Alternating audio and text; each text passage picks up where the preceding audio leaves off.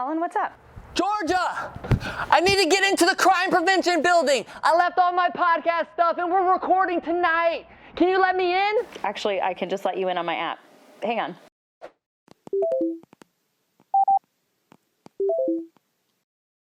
There you go. You can go on in. I love that she can let me in with the app. That is so cool. All right. Yes. Oh, yep. Thank you so much. You're the best. Since 1975, crime prevention has helped to protect homes, families, and businesses. Stay in touch with your business from anywhere with their app. View cameras, control your thermostat, even access control. Worry less and connect more with crime prevention. You are listening to WHOA Podcast, coming to you from Gainesville, Florida. Hello, everybody, and welcome to another episode of the WHOA GNV Podcast, the podcast bringing you businesses and individuals that make you go, whoa. Whoa. That's my Joey Lawrence whoa. Whoa. We made Kyle practice it right before the episode.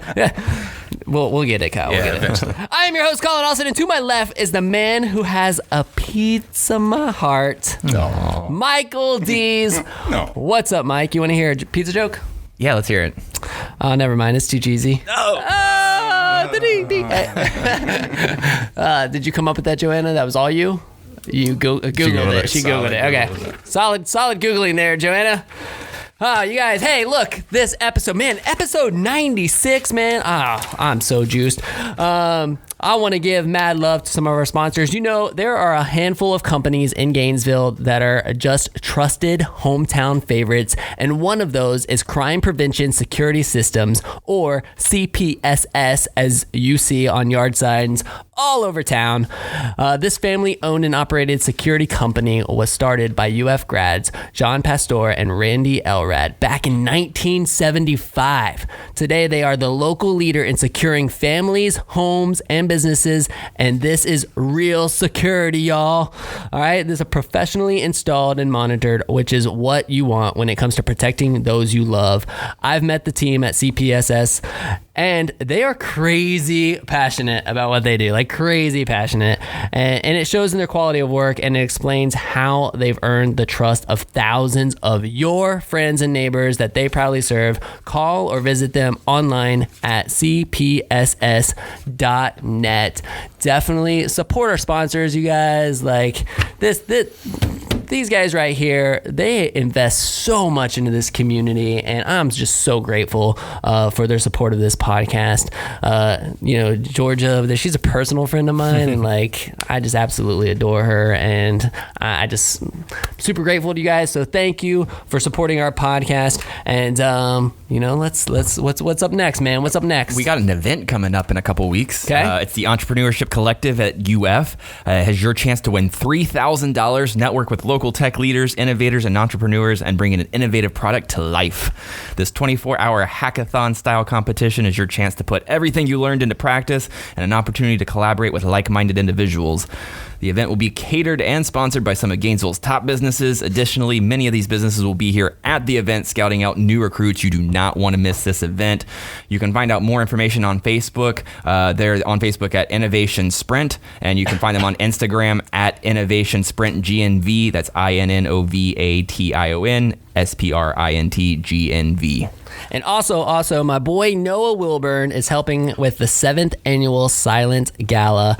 You guys, it's on March 21st and starts with the red carpet at 5 p.m. 6 p.m. is the start of the show. Connect with the North Florida Signing Alliance on Facebook. Tickets are available for the event through Eventbrite on their Facebook page. And the purpose of North Florida Signing Alliance is to spread awareness for equal communication and increase awareness of the deaf culture in North Central Florida. And you guys, if you're a nonprofit or you're a business here in Gainesville and you just have an event happening and you want us to give it a little shout out on the show, hit us up. You can go to WHOAGNV.com, fill out the contact form, send it to me, and we'll give it a little bit of love. We want to definitely fill your incredible event up with tons of people. So whatever we can do to help Help us help you. We love you guys. And we don't want, obviously we can't do everybody's event because this intro would be 25 minutes long instead of, the 10 minutes. Sometimes sometimes goes on to.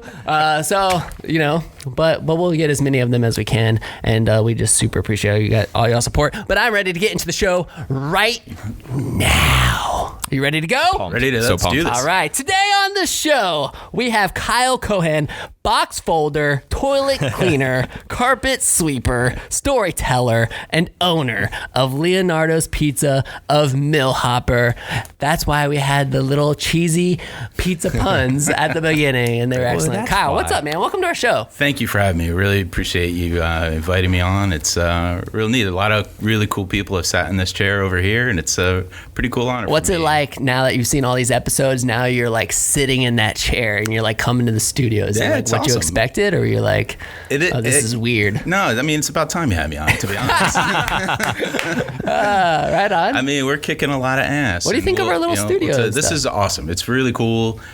Super comfortable. You guys have done your best to get me prepared for the show and, get me hyped up, and I'm ready to do this. Well, and in good fashion, look at you coming in with a big bottle of wine. What you got over there on wine-wise? This is Impero. It's a wine, and we'll probably touch on this a little bit too. I changed wine distributors. One of the first things that I did. This guy was a real strong hustler, and now we serve better wine than ever before for a cheaper price than what they were paying before. Okay. That's great. So this is a brought wine. Italian Cabernet imported from Italy. They only sell to restaurants, so you can't buy it in the stores. So you have to come to Leonardo's Millhopper to get it. Get it? Awesome. And you brought a pie. Our famous Big Leo, it's our top selling pie, 6 toppings on it: sausage, mushroom, onion, green pepper, pepperoni. It's what made Leonardo's famous. Our ridiculous garlic knots. We hand tie the dough every morning. We make the butter fresh every day. And then it's a new cannoli pie that we have from a local baker called Pie's Abilities. Real cool story. You could look them up. We don't need to get into it too much, but really cool lady who made this, the cannoli pie, exclusively for Leonardo. So it's another thing that if you want to eat it, you can only get it at Leonardo's Millhopper. Cool. Well, it's like a requirement basically for people who are like food people being interviewed on the podcast to bring food. Yes. So you did a great job there. Came strong. So let's go ahead and hand some of it out so I can eat my dinner while we do this, because dang, it looks delicious. Look at that. That's great. I'm so proud of my staff and everything we do and the quality of what we serve. Sometimes It's a huge piece, yes. no, we're not messing around here. So this is bad time to tell you that I'm the vegetarian of the group. So he can't even eat it. Oh, you got You some can have garlic. one of the rolls, Yeah, you got some garlic rolls for you. I will kill some garlic Here, rolls. kids. Boom, boom, let's go. There you go. Oh my God, that is heavy. All right, so Kyle's sending out the pizza, and we're gonna get right into the story. So Kyle, you've seen the episodes, man. You Yep. know what we do. Great. We like to throw a back origin story, like what got you here to Gainesville, what got you into this business. Just give us your story, man. Let's do Sure this. thing. I started at University of Florida in 1986. Graduated in 91. I grew up in West Palm. I met the girl who would be my wife. We were living in Fort Lauderdale. I got an opportunity to get a sales job up here in 98 is when we moved back into town. When you were in school, what did you get your degree in? I was a speech communication major. I was going to be a speechwriter. And then I found out that young speechwriters volunteer and they don't get paid. And getting paid is really important. And you go to college, you pay for college to learn that. Right. Yeah. They don't volunteer to teach you that stuff. No, they left that part out. out. They're like, oh wait. So I got into sales. I worked for Office Depot in corporate sales, and back then one of my jobs was to teach University of Florida buyers and the buyers at GRU how to do this new thing called online ordering. And that was before the internet, when it was still kind of new, and I gave classes in GRU's conference rooms and going from department to department over at UF. And that went great until, it just kind of got tired of it. I bought a restaurant in 2003. I bought Wing Zone. It's a takeout delivery place, chicken wing place right on University Avenue. And that went great until about 2010. The price of chicken wings went from about $30 a case when we first bought the restaurant to almost $100 a case. It's hard to make money. Oh, you said that was the one that was here? Correct. Yeah. The one over on University? Yeah, it was on University Avenue, kind of near 6th Street over there. They've since, we got out of it just in time. I think they flipped owners a couple of times, and now there's nobody in that space where we were before. I had another sales job. The last couple of years of that really started taking my soul. My wife, out of the blue, came to me. We were in the house, and she brought her laptop to me and said, "What do you think this place is?" She showed me a business listing, and it was family-owned deep dish pizza, open in Gainesville since 1976. I'm like, "Yeah, it's Leonardo's Millhopper." She said, "You want to buy it?" And I said, "Well, we just ate there last Wednesday." And I thought she wanted to get another pizza. And I'm like, "Yeah, I mean, cool. Yeah, I'm always down for some more Leonardos." She goes, "No, buy it." I was like, "Wow, no shit." So I'm like, we could do that. So yeah, we started working on the deal in September of 2017. We finished it in April 2018, and we've been cruising ever since. All right, real quick, so he can eat. Go ahead and get him some of the garlic rolls there because they look delicious, and he feels left out. Just take the whole thing. Just take the whole thing there, Michael. Beautiful. Thank you. All right, so I mean, and all of this was really stemming from the fact that you were in a sales job that you didn't like. Correct. And that was locally? Yes. Okay. Yeah, I was working for a DME company, selling wheelchairs, and so people don't come to you when they're buying wheelchairs. It's not the most awesome part of their life. So after a while, it really wears on you. And my wife was just tired of me being kind of angry and depressed all the time. Okay. So this getting into Leonardos was really her. Just being an awesome wife and looking out for me, and it's really cool. How long had you guys been married? This year will be 24 years. Okay. All right. So did you guys? I mean, I'm trying to do my math. Not in college. Not in college? Yeah, we have a mixed marriage. She went to Florida State. Okay. It's tough sometimes.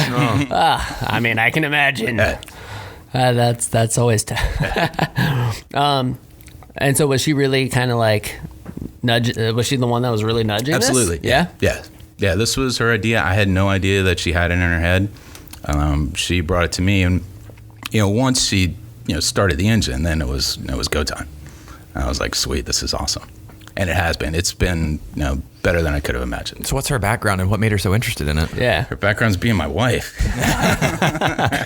She was like, I will find anything for you to do that's not making you miserable. Just, I'm Are you a pretty easygoing guy? I really am. Yeah, okay. I'm a really happy, and fun dude, and for a couple of years there, that kind of went away, and she, being the great partner, and I'm a lucky dude, and we work together and get it all done. Simply being in a job that you did not like. Yeah, I mean, it's so draining, right? Like it just takes everything away. People don't really I mean, even when I was speaking today at the University of Florida, I'm talking to these students, and I'm just like, man,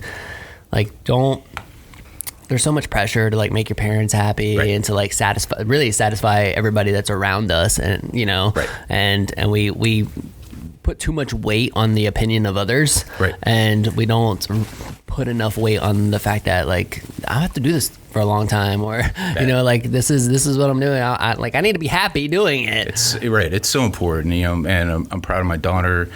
She went through the zoo program at Santa Fe, and she's working at Naples Zoo now, and really chasing her dreams and being happy. And she's way smarter than me. Does she know Inspector Planet? I don't know. She might have seen her. Probably she might have come. I'm friends with Inspector Planet. If she wants to hook up, I can connect them. That'd be awesome. Yeah, I'll work on that. But she figured it out, and a lot of young people. I mean, they probably you've talked to too. They've figured it out a lot faster than. I don't want to speak for everybody that's 50 years old, but it took me a long time to figure that out. How important being happy in your job is.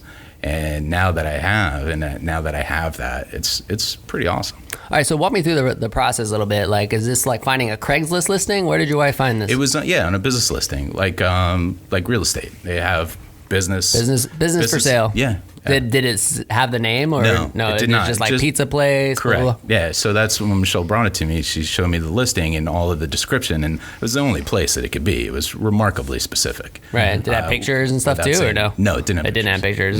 No. Okay. Yeah. But there's only. It said Chicago style deep dish pizza, open since 1976. family owned and operated the whole time. And so I'm like, yeah, you want another Big Leo?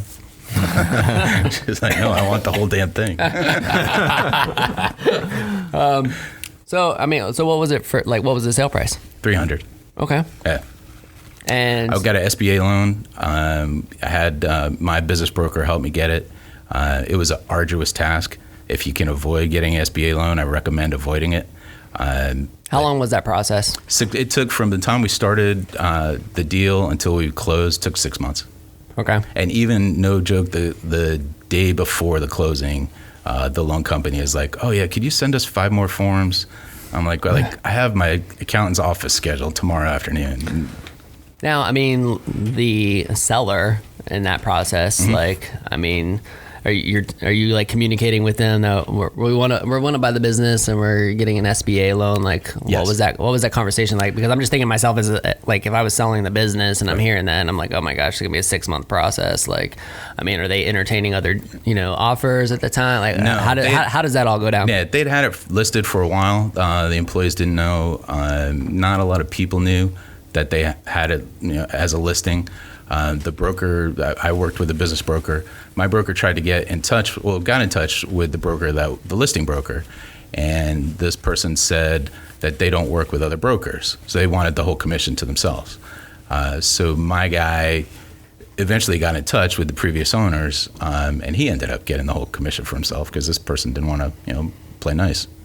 So, yeah, it took us a while to get it started, and we might talk about more about this later. They were remarkable people. They built a great business. Why were they selling? I mean, they were. It was a couple. They had got divorced about 7 or 8 years ago, and they've been doing it for almost 40 years. This was 7 or 8 years prior to. Correct. Okay. And they were the original owners. They bought it. It was the one original owner. After about 3 years, they bought the place. Okay. So by the Slice downtown and 706, they've had different owners, since 1979.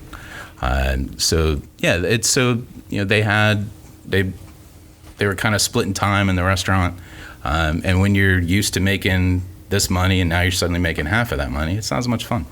Yeah. And again, they did it for almost 4 decades, which is ridiculous. Yeah, no. In the restaurant I was business. just curious if it was like retirement, like And that's what they've both retired. They're enjoying their lives and hopefully living very happy and being proud of us and what we've done since we took over. Okay, you as a buyer coming in, like what is your like excuse me, what is your thought process? Like they're just disclosing financials to you, you're like evaluating, trying to make your own determination whether or not it's actually worth $300,000. Like what were the steps that you were taking through that process? So a lot of what they did, and remarkably enough, they did it all on paper, did it all by hand. They used a cash register, had paper records of all their tax returns and bank deposits. So ordinarily when you're going through and determining whether all those numbers, and you're looking at things, you ask for somebody for the information in the morning and they email it to you in the afternoon. So what happened was I asked for it on a Tuesday, and then the following Thursday we met over at Beef O'Brady's with a banker's box full of paper that I ended up having to pay my accountant to go through all the information and make sure that all that, if it was in QuickBooks or if they had emailed me files, we could have done it in 45 minutes. So it took them about 2 weeks to go through all the paperwork to say, yeah, they're really nice and honest people, and they've been doing good business for 45 years. Yeah. So through the process, you're going through the process, you're getting an SBA loan. Yeah. I'm like trying to put myself in your shoes, right? Like wondering, okay, I'm going through this process. Like it was crazy. That's the part of business that everybody hates is like the actual like paperwork. Let me get my tax returns together. Sure. You need 3 years of personal, 3 years of business, and you need me to sign my like firstborn to you, like everything, right? Yes. And every time you thought I was done filling out forms, they're like, yeah, I need 7 more forms. I'm like, I just sent you 5 yesterday. Yeah, but we forgot to send you these, and then when you fill those out, then it's sending. We just noticed this, and we need to understand why this little change happened. Totally. Yeah. So going through all of that fun stuff, like I just know me, I would be thinking about what's the first thing I'm going to change? What's the first thing that I'm going to do? Right. Like what was going through your mind? Like the same type of thing? Sure. Well, not changing so much as improving and updating and upgrading. You see how delicious this food is, right? Everything we bring to the table it's just ridiculous how good and how delicious our food is. I'm really proud of the product that we put on the table. So I'm more of a operation, when it comes to a restaurant business, I'm more of an operational guy. So I need to give my employees the ability, the tools to make their jobs easier, which in turn will make the customers happier.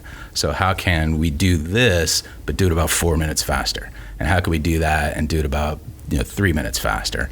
And so, it's my job to give them the tools to make all those things happen, to make sure that we're keeping the customers happy. And then, as we've grown revenue over the last 2 years, and we have, how can we continue to turn tables faster? So now it's, before it was getting people in the building and in the tables. Now it's how can I turn those tables faster? Okay, but from an operational standpoint, somebody who, how much restaurant experience did you have before owning a restaurant?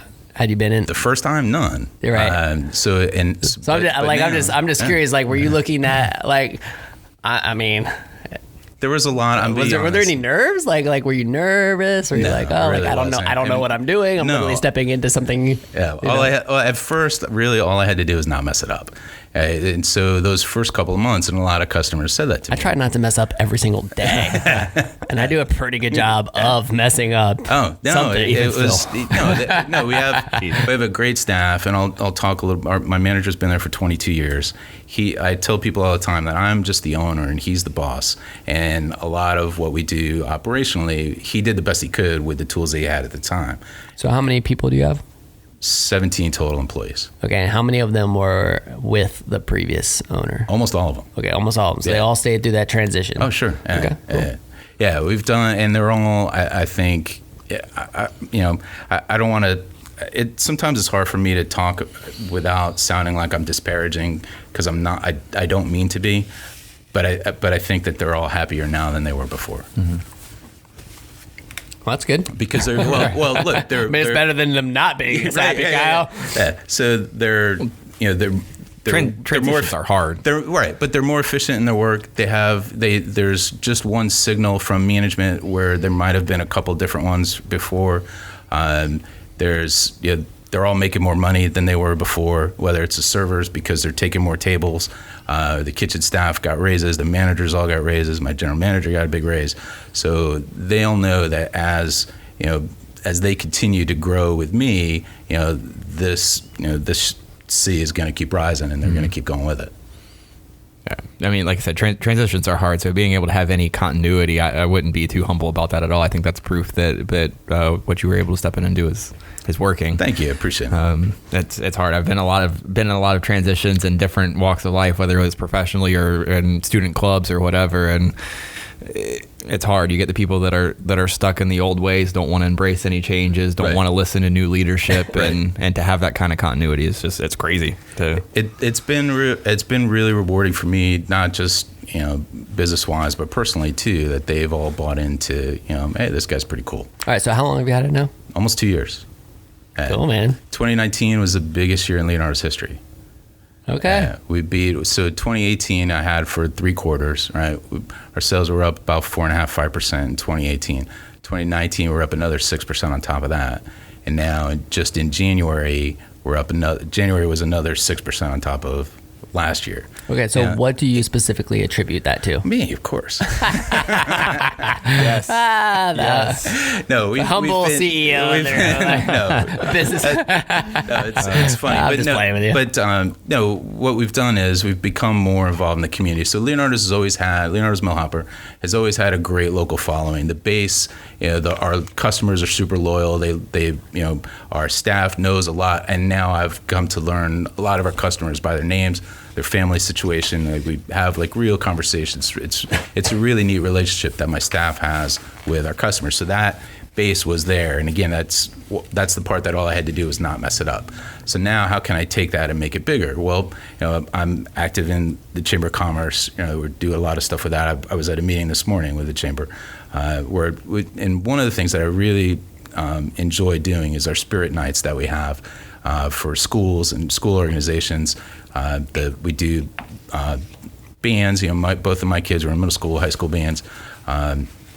The basketball team, baseball team, I have friends with kids on swim teams. So we do spirit nights for them, and it's all day long. And so with my customers, and when we do those, I donate 10% of sales, whether somebody tells me or not. So whether you know that you just came into Leonardo's anyway. So you come into and you get a couple of pizzas. Well, 10%. Whether you tell me your friend's kids on the Behold swim team. Right, you're cutting a check to that organization. Correct. Yeah. So we raised right around $4,000 last year doing that. So what that does, So it's cool for us to give that money to you think of bands that a lot of these kids don't have the money to make their fair share payments or to make repairs on their trumpets or whatever they are. So it's easy money for us to those trumpet dents, dude. Yeah. Damn it. Right. So Let's get some valve I used oil. to play trumpet when I was in high school. Right. Like you would dent that sucker and be like, oh man, Mom's gonna be so mad. So now Leonardo's will help pay for that to get it fixed. So it does a couple of things. So it's rewarding to us. It's really important for me to use this vehicle of this restaurant that I have to help other people as well, whether it's my employees or people in the community. The other thing too, really, is that people get us back on their rotation. I haven't thought of your place in 10 years. I haven't. I drive by Leonardo's every day up and down 23rd Avenue, and I haven't stopped in since 1995. Well, now they are. So whether it's to support their kids, and then they're like, God, I forgot how freaking delicious this shit is. And so now they're back, and it's worked, and it's got us repeat customers from so as we give to the community's giving back to us. All right, so what's been the biggest surprise since you've taken ownership of what's been like oh man, I had no idea about that, or what or whatever. Surprise, honestly, has been how easy it's been. Stop it. Yeah. And how much fun it's been. Running a business is not easy. Yeah, it's again, my staff and my general manager are just, they're so awesome, and I'm really inexperienced, you said. Yes, and I'm really fortunate to have them. Our relationship is like, we're at the point now where Charles is my general manager. And I apologized to him this morning, and I told him I was going to say this, that, it's going to sound like I'm in love with you, like a little bit. I apologize, because I am. And we're at the point now, almost 2 years together. We spend almost every day together. We finish each other's sentences. We do one of these, and we know what the other guy's thinking. I think that he appreciates the tools and the authority that I've given to him. The staff knows, and I tell customers all the time, and I've said it once already, he's the boss. I'm just the owner. So when he runs the schedule, the ordering, so much involved in the day-to-day operations of the store. And he talks about it quite a bit too, that he knows that it's his job to make my job easy. What's the biggest challenge so far? Not getting over obsessed with things. I'm not competitive, and I've heard you talk about like how you want to, be super competitive with other people that do similar things to you do, and I'm not that way. I'm super competitive with myself. So what I did yesterday or a year ago or a month ago or last week, I want to do better than that. And so for me, like right now, I could like feel my phone like burning in my pocket because I want to check sales on what's happening right now because we were super busy today. But so I want to see how we're doing compared to last year and last week, and that's the thing that I try to do a better job of not doing that as much, and it's just kind of maintaining the balance in my life. So what is the pizza community like here in Gainesville? I mean, there's obviously some stalwarts. Do you guys like fraternize? Do you stay away from each other? Do you ever go sit down at Satchel's and have pizza there? Or? I honestly haven't been there in a long time. And it's difficult for me to go anywhere else because I'm so proud of what we do, and our food is so good. Honestly, I don't get out that much. If I'm not in the restaurant, I just kind of relax at home. So I like to talk about the food because I'm a foodie. So you inherited this Chicago style pizza place, and it's the only one I know of here in Gainesville. Is that something that like you wanted to stick to because it was historic, it had its roots? Have you thought about changing the menu much? Do you go out, do you go to Chicago and get a taste of the real thing? Like, I have been to Chicago. Our pizzas I'll put it up against anybody's. I have not thought about changing the menu. I've had thousands of people tell me not to, because we're talking about a 3 or 4 generation legacy restaurant now. Leonardo's has been open for 45 years. That's ridiculous. You talk about a place like the Swamp was on, on the podcast. They've been open for 25 years. If we close today, they would have to stay open for another 22 years, right? To catch up to where we are now. That's ridiculous. It's crazy. Yeah. So what's your favorite Chicago pizza besides your own? Giordano's. Giordano's? Yeah. Okay. I was like writing out a whole bunch. I mean, Uno's, there's Right. Lou Mal's, there's Pequod's, there's so many, yeah. Right. Lou Malnati's is good But too. you're I've been to Giordano's a lot. I have a friend that used to live up in Chicago. I would go visit, and it's a beautiful city. Great eating. God, I'd be fat if I lived there. All right, so like so now you've been doing this for 2 years. You said the sales were the highest they've ever been in 2019. Correct. Which is awesome. Yeah. Congratulations. Thank you. I mean, are you kind of in like a grow mode? Are you like, where's your mind at looking at 2020, 2021? Like, do you see like expanding locations? Do you like what's in your future now? Yeah, we are in growth mode, and I think that what I've done, and we talk about having a plan going in, right? So it wasn't menu tweaking or things like that. It was just it was a lot of infrastructure that we did. I've spent about $50,000. We bought new air conditioning units. We replaced the ceilings, replaced the refrigerators, the window on the oven. So we've spent a lot of money inside on infrastructure and the POS that we have. So we've spent this time building this base. That's point of sale system. Sorry, not piece of right. Yeah, no, not that. Oh, we always sometimes they are, but I mean, everybody in the business world knows what a POS is. Right. But. So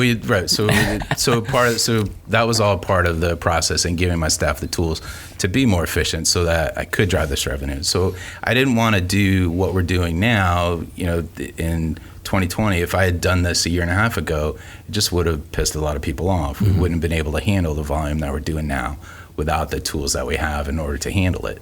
So I've been really internally focused for this whole time, and now it's like full kill mode. And so we did in December, was the biggest month in Leonardo's history. So there were a couple of weeks there that were like, we set a new weekly record, and then the next week we beat that one. Okay, but why the month of December? Like, what was it? Was there something that you did differently? Well, there's a couple of things. Yeah. So the whole fourth quarter of last year continued to build. We continued to build momentum off of, whatever we've been doing. It's really starting to kick in now. And then December, honestly, a lot of people come in to visit. They have to get their Leonardos fixed.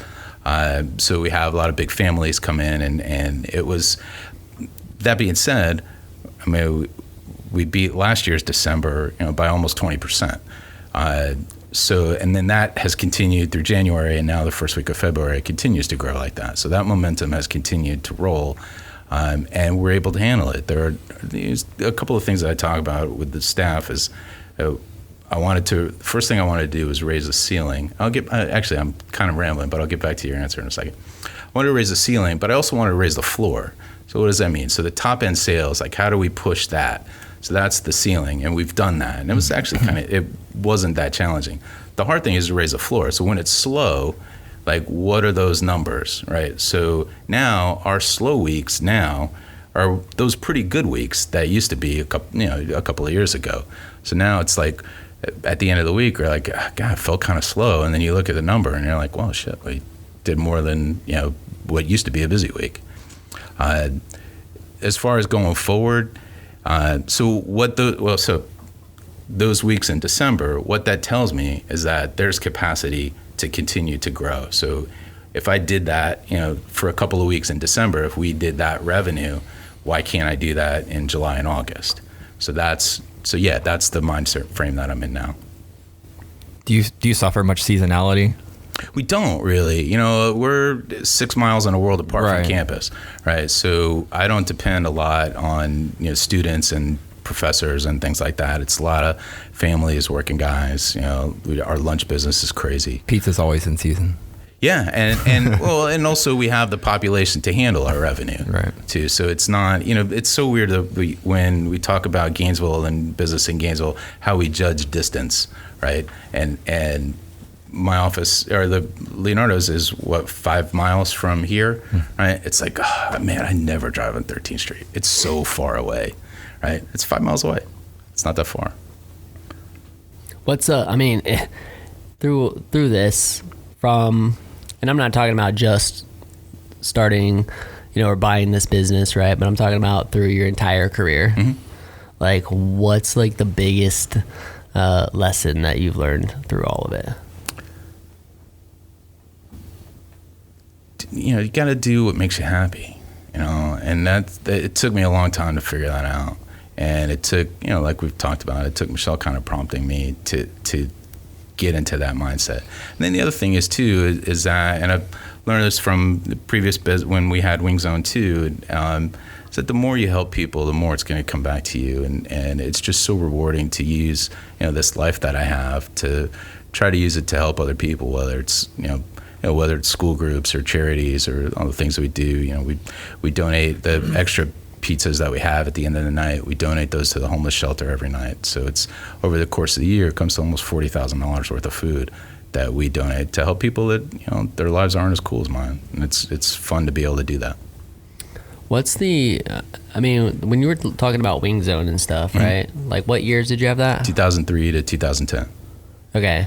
And you had made the decision to sell that and get out of that. And that was just mainly because of the decreasing margins? We just stopped making money. Yeah, it was impossible. It just reached that point, or did you realize that it was getting to that point and you're like, oh man, like we need to dip out, or you're like, no, we're losing money, we got to get out? Yeah, no, it reached that point. Okay. I wish I was smart enough to figure it out sooner, but I wasn't. When you ask about some of the lessons that I've learned, and people have asked me, and you kind of did too, if we're going to open more locations, no is the answer.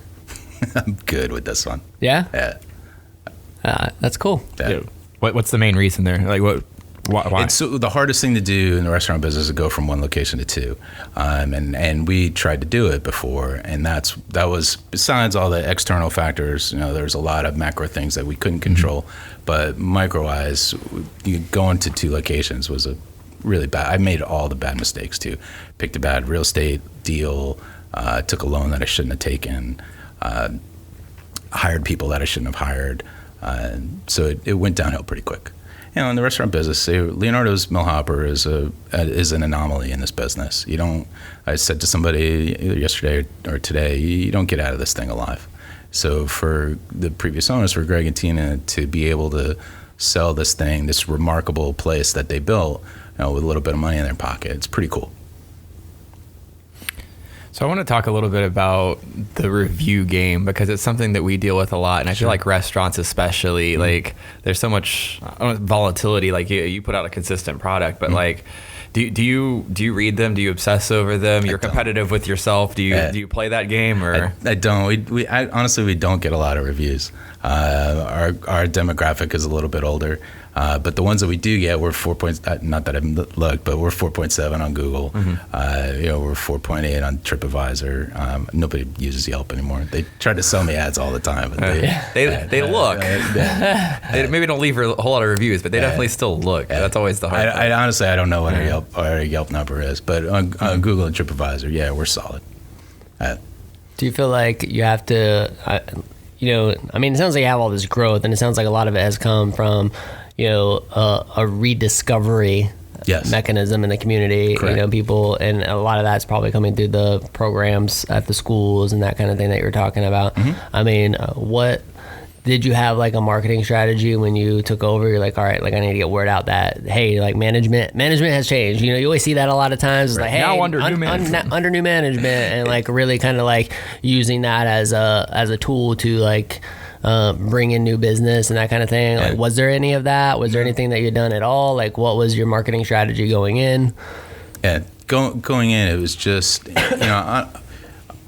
I was really focused, and I mentioned this before, really focused on being internal and getting things the way that I wanted. I had to build the foundation for us to handle what, I figured what would happen eventually. So at first, no, I didn't say, hey, I'm the new guy. People met me eventually and, got to know me, and we've won a lot of the customers over pretty well. But it's not something that I talked a lot about, no. It was just, let's build this thing from the ground up, get ready for what's coming, because it's coming. I'm really good at this.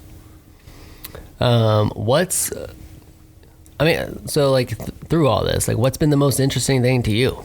Oh, the relationships that we have with the staff. When you work in a kitchen, no matter what, in any type of food service, it's a lot of fun. It's high. It can be like Friday's going to be. I know your episodes air a little bit after, but Valentine's Day is always our busiest day of the year. And so today that we're recording is what, February 11th. Right. So it's this Friday. Days. Yeah. So what's going through? I mean, it's the busiest day of the year. Right. We've been planning for almost 2 months now. So we have almost our entire staff is going to be in the kitchen or in the dining room or in front of the oven. I'll have a couple of people just answering phones for 4 hours. Just hang up, take a call. So the printer, hopefully, is going to be just going all day long. So it's something that we're prepared for. We didn't do that great of a job preparing for it last year. Because you didn't know, or no, what? I didn't. You're know. like, I didn't know. It's going to be another Friday night, right? I had no another idea. regular night. It was right. It was a Wednesday. I think, last year, and I had no idea that this thing was coming. We do heart-shaped pies, and people love them, and it's great. It's a big hit. But we're ready for it this year. Having it on Friday kind of sucks. Because we'd be busy on Friday anyway. Right. Yeah. I was curious. A lot of people are always kind of like, oh man, when it's on a Wednesday, it's like getting a special busy night, right? It's getting like a special 4 extra nights. Yeah, actually. So having the staff going through busy nights. The last couple of Fridays and Saturdays have been full tilt for 4 hours, but once you get through, when you're in the weeds and that. Again, in the restaurant business, when you have a lot of tickets hanging down, you're in the weeds. When you're in the weeds for 3-4 hours, and then it finally ends, and you look around at each other, you're like, man, we did that shit. And it's awesome. It's so rewarding, and it's an instant reward. You're hustling or working really hard, cleaning tables, washing dishes, making pizzas, and at the end of that, it's such a cool feeling of camaraderie that you have with all the people that you work with. That's the thing that's really cool, and for us that have been in the restaurant industry for a long time, that's the thing that we really like. We get addicted to it. It's hard to leave this business. Yeah. I'm curious, is the busyness, is most of it in store, or is it people taking pies home to? It's a good question. 33, almost a third of our business is takeout. So we have, at Leonardo's Millhopper, we have 2 doors. This is like daily or Valentine's Day specifically? Every day. Okay. I've turned on, and we use third-party delivery companies. And last year I didn't even think to turn those off. So we're, with third-party delivery companies in the restaurant business has become a big deal. They take a pretty high percentage of your revenue in order to drive those extra sales. How much? Come on, Kyle, tell me. 28 to 30%. 28 to 30%? Yeah, and that's, you're talking about... Of the order? Yes, correct. And there's usually a little bit of a markup. Yeah, don't they? Right? They mark it up? Yeah. Huh? Yes. They do that? No, I do. Oh, Okay. you do it? Yeah, they ask for menus. We submit the menus and the pricing. So for those places, we mark Because it up. otherwise you Well, and I don't think there's anything wrong Correct. with that. I mean, Right. if No, of you're course paying not. for the convenience. Paying for premium, yeah. So yes, we mark it up. We mark the sales up. But I hear a lot of they restaurants take complaining about those services. totally. Though. As an industry, I read all the pizza magazines, restaurant industry magazines, and nationally, it's a big deal. This is kind of a pivot. So do you view it as like a necessary evil? Like, because you almost have to have for me your name in that game. I do, and I think that for us, it's incremental sales. It's sales that I wouldn't otherwise make. So even if it's $10 or $15, when otherwise I'd be making $25. It's still $10. Would they have come in anyway? It's still $10 or $15 that I might not otherwise have made in profit, and it's keeping my staff busy. It's so that they've got those 5 or 6, whatever, how many it is per night, extra tickets. So it's still keeping the kitchen moving. It's interesting. Yeah, and it's still, and that being said too, it's still, I don't, I've done it before. I don't want that extra layer of insurance, the extra layer of staffing for if I had my own delivery crew. Now you're talking about 5 or 6 more employees. So, workers' comp insurance is higher, liability insurance is at the roof, and now my payroll's going to be higher too, whether they're driving. You need insurance? I know a guy. Yeah, I didn't. I know the same guy. He's a sponsor. Yes. I know. Actually, he was in on Friday. Yeah, that's funny. Yep. Hi, John. Hey, John. we all know who John we're talking about here. I'm a big fan. I told John I was coming on when he was in for lunch on Friday. I'm like, I studied your episode, took notes and all of that. Did like, you? Oh, his episode was really good, dude. yeah, he's a smart dude. Yeah. One of my favorite guys. Real smart. I'm a big fan. That's cool. So I want to eat this pie. You need another slice? Cannoli pie, yeah. Oh, this one? The dessert? Yeah. So this is made... Because you said, is this something that you added, you said? Or? We just got in on Saturday. All right, so this is new. Pie's abilities, right? They found Correct. me on Instagram randomly, and I was like, okay, cool. This place seems neat. It's really awesome. Here. Thank you. Don't worry about cutting it, Colin. Just stick your face right in it. It's really good, right? So it's a crushed cannoli crust with sugar, ricotta, and then all the toppings. There's a little orange peel in it too. Yeah, it's really good. All right, so we like to talk about Gainesville, right? Yes. Like, this is definitely Yes. This is home. That's why we're doing this. We're building Correct. up this community. As a business owner now, somebody who has entered by the way. entered Yeah, this it's and great. come in. Yeah, it's very good. Enter with a fresh perspective. You've been a business owner for 2 years now. Like, you got this baby going. 10 years before. It's doing well, yeah. And so, yeah. So with this, you've had a business here for quite a while. Right. What are some of the things that you would like to see happening here in Gainesville? Right. I think one of the big challenges, I think it's similar to what we had at Leonardos. Like, things are pretty good, but our infrastructure is tenuous at best. So you think of the storm that we had just the other week, right? It was a little storm that blew through. Suddenly, how many thousands of people don't have power? So, like, when you talk a lot about trying to attract big companies, large-scale employers to here. So I think of just the 3-mile stretch between my house and Leonardo's Millhopper on West 23rd Avenue, right? So by Fort Clark in middle school. That stretch of road there on 23rd Avenue, at its very best, it's just embarrassing. And at the worst, like, it's a dangerous pothole slalom course, right? So, and there are times if I'll leave my house at the wrong time at 8 in the morning, it takes me 20 minutes to go 3.5 miles.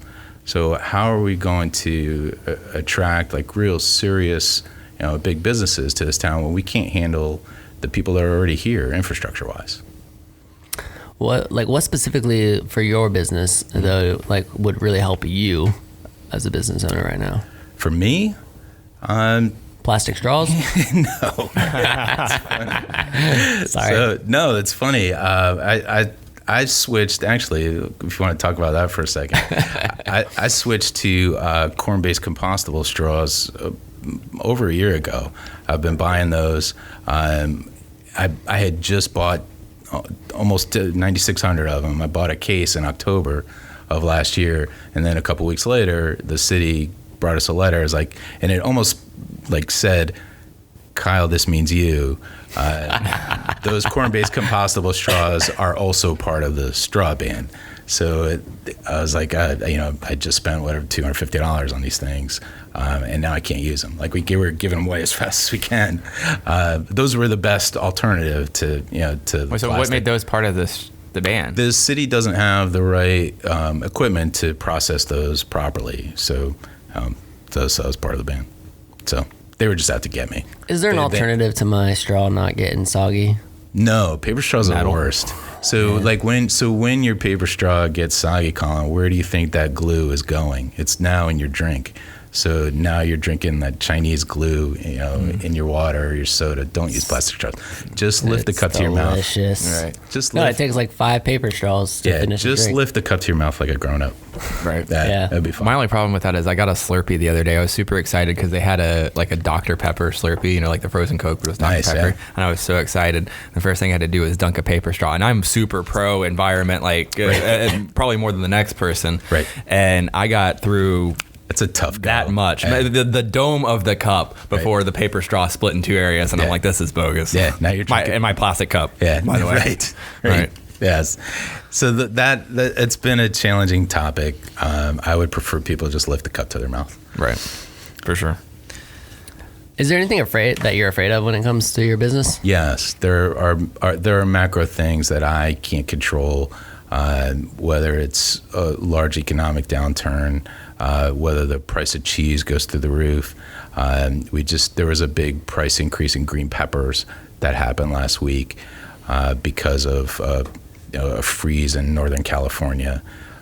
So those things, like things that I can control, our operations, whether we're running a clean place, whether we give good service, all those internal things that we can control. I'm not afraid of those at all. It's external things that are beyond me, that are bigger than whether it's Leonardos or any business. Those are the things that I'm afraid of. Yeah, that's tough. Yeah. Yeah, like what happened to us at Wing Zone, when your cost of goods triples, what are you going to do? What can you do about it? Yeah. Yeah, I mean, it's interesting because when I was speaking today, one of the students was asking me about competition, that kind of thing, and I'm like really, we're at a stage where when our competition is college students who are reselling their scooters, right? And I even talked about the tariffs and stuff that hit us last year, right. And I'm like, you guys, we had people, the scooters that we sold 2 years ago for $9.99, right, are now $12.99, right, and the people that nothing to do with you. Yeah, it has nothing to do with us. Right. And the people that we sold the scooters to 2 years ago are now selling their scooters for the same price that they bought it for. They bought it for $9.99. Right. They're selling it for $9.99 right, because the new ones are $12.99. Right. So they just used a scooter for free for 2 years, and I mean, it's just it's crazy thinking a lot of that through and be like, man, right, and it's completely out of our control. Right. Mm-hmm. And you talk about competition too. Like for me, my competition is Publix. My competition is people having different eating habits. Maybe deep dish pizza after 50 years, next year is the year that nobody likes deep dish pizza anymore.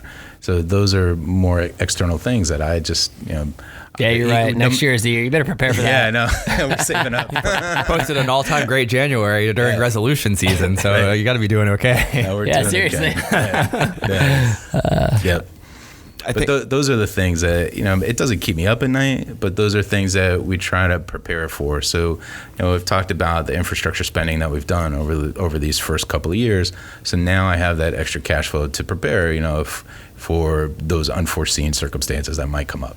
Where your location is, I'm just thinking about this now. You're right next to Gainesville Health and Fitness, right next to the GHF Women's Center. Right. You're right next door to Pure Bar, and there's an Orange Theory in the parking lot. Do you get a lot of people that just worked out and they're like, sweet, now I can eat the pizza guilt-free? Yes. Really? They come in all sweaty? The Pure Bar chicks are the best. That's going to be me next time. I'm going to come totally sweaty from a workout. Pure Bar, Well, probably not from Pure Bar, but I mean, hey, you did Pure Bar once, didn't you? Or Bar Forte? Yeah, Oxo Fitness, shout out to Brent. Yeah. Yoga pants on. It was one of the hardest workouts I've ever done. Oh, yeah. It's awful. You say you joke, but I remember him sweating about it. But, yeah, I was like, well, bring a boy to bar is what Brenton called it. Nice. Man. Yeah, I couldn't walk for a week. My cast. You gotta reward yourself with some Leo's pizza after that kind of stuff. That's right. For sure. You deserve it. Yeah. Seriously. Well, cool, man. We gotta wrap up in a minute, but where could our audience, find you? Where can they connect with you? You guys are. I mean, I engage with you on social media. What are your social media handles? That kind of stuff. On Instagram, Leo's Millhopper. On Facebook, Leonardo's Millhopper and Leonardo's Millhopper, Leonardo's Pizza Millhopper. We don't do Twitter. So those are the two places, social media wise, and then come to our location on 43rd and 23rd. It's one of the things we talk about too is that anybody can make pizza garlic rolls, but nobody could do what we do.